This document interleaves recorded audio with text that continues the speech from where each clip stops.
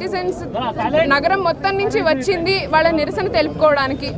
గత కొన్ని రోజులుగా ఢిల్లీలో జంతర్ మంతర్లో దేశవ్యాప్తంగా యువత అక్కడ చేరుకొని కొన్ని బేసిక్ డిమాండ్స్ తోటి పోరాడుతున్నారు. ఆ బేసిక్ డిమాండ్స్ ఏంటి? మన దేశంలో విద్యా మంత్రి ఎవరైతే ఉన్నారో ధర్మేంద్ర ప్రధాన్, ఆయన తక్షణమే రాజీనామా చేయాలి అని. ఎందుకంటే ఆయన ఉన్న టెన్యూర్లో మన దేశంలో పరీక్షా విధానం ఏదైతే ఉందో అది పూర్తిగా ఒక రకంగా కుళ్ళిపోయింది. దాంట్లో అవినీతి జరుగుతూనే ఉంటుంది, మాటి మాటికి పేపర్ లీకులు జరుగుతున్నాయి. ఈ సంవత్సరం నీట్ యూజీ కుంభకోణంలో 22కి పైగా మంది విద్యార్థులు వాళ్ళ జీవితాలను కోల్పోయినప్పుడు ఒక మారల్ రెస్పాన్సిబిలిటీగా ధర్మేంద్ర ప్రధాన్ అప్పుడే రాజీనామా చేసి ఉండాల్సింది. కానీ ఇంతమంది కోట్లాది మంది డిమాండ్ చేస్తున్నా కూడా ఆయన ఇంకా సిగ్గు లేకుండా పార్లమెంట్లోకి వెళ్ళి నవ్వుతున్నాడు. ఎప్పుడు నవ్వుతున్నాడు? 2 రోజుల తర్వాత. 2 రోజుల క్రితం ఏం జరిగింది? 2 రోజుల క్రితం ఢిల్లీలో వేలాది మంది విద్యార్థులు రోడ్ల మీదకి వచ్చి పార్లమెంట్ వైపుకి మేము వెళ్తాము, మా నిరసన మేము తెలుపుతాము అని చెప్తే వాళ్ళపై టియర్ గ్యాస్, లాఠీ చార్జ్, ఆడవాళ్ళని మేల్ పోలీస్మెన్ పట్టుకొని లాగి వాళ్ళ బట్టల్ని చింపి మరి వాళ్ళని అరెస్ట్ చేశారు, వాళ్ళపై హింస చేశారు, వాళ్ళపై దాడి చేశారు. వందలాది మంది ఇంకా హాస్పిటల్లో ఉన్నారు. ఒక అమ్మాయి, ఒక 20 ఏళ్ల అమ్మాయి నిన్నటి నుంచి ఐసీయూలో వెంటిలేటర్ మీద ఉన్నది ఢిల్లీ పోలీస్ చేసిన స్టేట్ రిప్రెషన్ వల్ల. ఈ తరుణంలో ఈ ప్రభుత్వం, బీజేపీ ప్రభుత్వం ఏదైతే ఉందో మనందరికీ ఒకటే ఒక సందేశం ఇస్తుంది. ఈ దేశ భవిష్యత్తు గురించి మేము పట్టించుకోము, ఈ దేశ యువత గురించి మేము పట్టించుకోము, మేము కేవలం మా గద్దెల గురించి పట్టించుకుంటాం. ఆ గద్దెల్లో మమ్మల్ని నుంచే పెట్టుబడిదారులు ఎవరైతే ఉంటారో, బిజినెస్ మెన్లు ఎవరైతే ఉంటారో, ఎవరికైతే మేము విద్యను కూడా ఒక రంగంలాగా అమ్మేయగలుగుతాము, ఒక సరుకులాగా అమ్మేయగలుగుతామో వాళ్ళ సేవలోనే మేము బతుకుతాము. మీరందరూ మీ చావు మీరు చూసుకోండి అని మనకి సందేశం ఇస్తుంది. ఆ నేపథ్యంలో దేశవ్యాప్తంగా ఎవరైతే ఒక సిటిజన్గా, ఒక కాన్షియన్స్ సిటిజన్ అనుకుంటారో, ఒక విద్యార్థి అనుకుంటారో, ఒక యువత అనుకుంటారో వాళ్ళందరూ రోడ్ల మీదకి వచ్చి వాళ్ళ నిరసన తెలపడం ఎంతో అవసరం. గత 2-3 రోజులుగా హైదరాబాద్లో కూడా ఇదే జరుగుతుంది, వాళ్ళ ఓయూలో కూడా ఇదే జరుగుతుంది. రవితేజ సంవిధాన్ జై Bharat. Today it's a esteemed context to protest against this fascist government in the India. Our India is a pure democratic and liberal republic country. Today we are seeing many fascist forces are being attacked to the children and also youth and farmers of this country, my friends.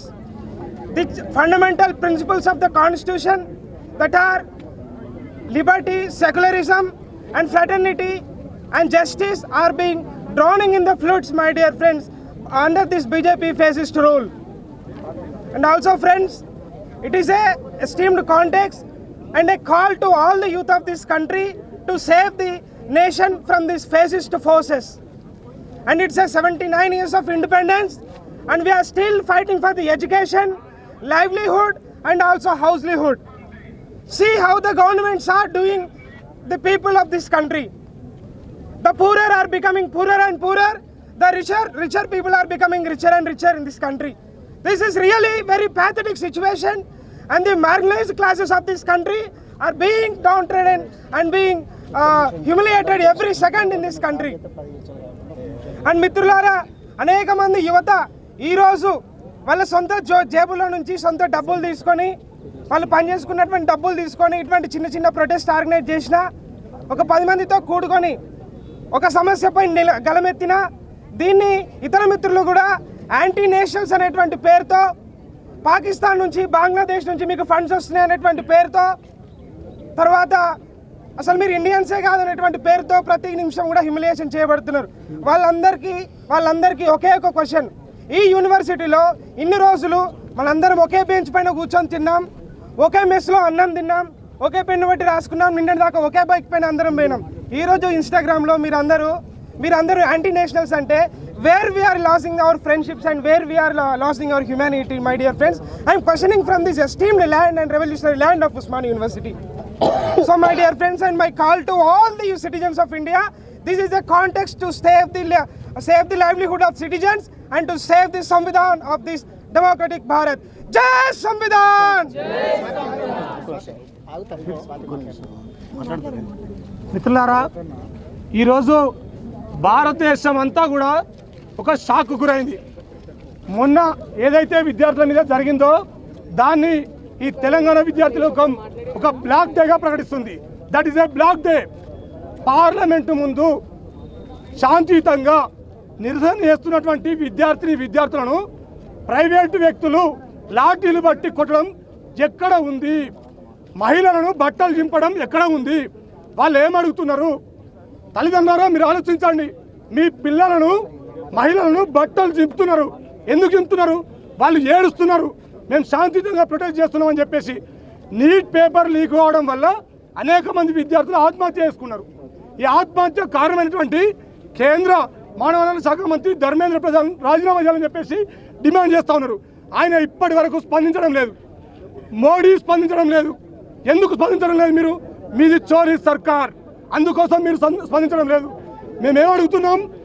మీరు పెల్లెట్లతో ఎందుకు దాడి చేసిండు మా విద్యార్థుల పైన?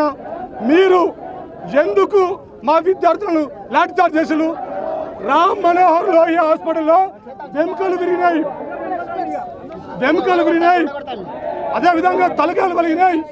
వీళ్ళపైన ఒక బహిరంగ ప్రకటన చేయాల్సిన అవసరం ఉంది. బహిరంగ నివేదిక రావాల్సిన అవసరం ఉంది. ఎవరైతే ఈ దాడులకు పాల్పడరో ప్రైవేట్ వ్యక్తులను శిక్షించాల్సిన అవసరం ఉన్నది. తక్షణమే బీజేపీ దేశం విద్యా వ్యవస్థను మొత్తం నాశనం చేస్తుంది. మోడీ రాజీనామా చేయాలి, ధర్మేంద్ర ప్రధాన్ రాజీనామా చేయాలి, ఢిల్లీ పోలీస్ కమిషనర్ రాజీనామా చేయాలి, ఎన్జీపీని అడ్డుకోవాలి. అదేవిధంగా కోచింగ్ మాఫియా తక్షణమే రద్దు చేయాలి. కోచింగ్ మాఫియా కోసం, రాజకీయ అవినీతి కోసం ఇలా పేపర్ లీకులు జరుగుతున్నాయి. వాళ్ళందరూ కూడా తక్షణమే వాళ్ళ భర్తం పట్టాలి. బీజేపీ లేని భారతదేశాన్ని సృష్టించాలని చెప్పేసి తెలియజేస్తున్నాం. జై భీమ్, ఇంక్విలాబ్ జిందాబాద్. మిత్రులారా అందరికి జై భీమ్. ఈ ప్రొటెస్ట్ అనేది ఢిల్లీ జంతర్ మంతర్లో అతి కిరాతకంగా బ్రూటల్ గా జరిగినటువంటి లాఠీ చార్జ్ ఏదైతే ఉన్నదో అది అమ్మాయిలను చూడకుండా విచక్షణ రహితంగా వాళ్ళ బాడీ మీద కనీసం ఆడవాళ్ళు అన్నటువంటి ఇంగిత జ్ఞానం లేకుండా దాడి చేసిండ్రు. రైతులను దాడి చేసిండ్రు. పీస్ఫుల్గా ప్రొటెక్ట్ చేసేటువంటి వాళ్ళందరినీ దాడి చేసిండ్రు. ఇది దేశ యువత మీద దాడిగా ఖండించాలి.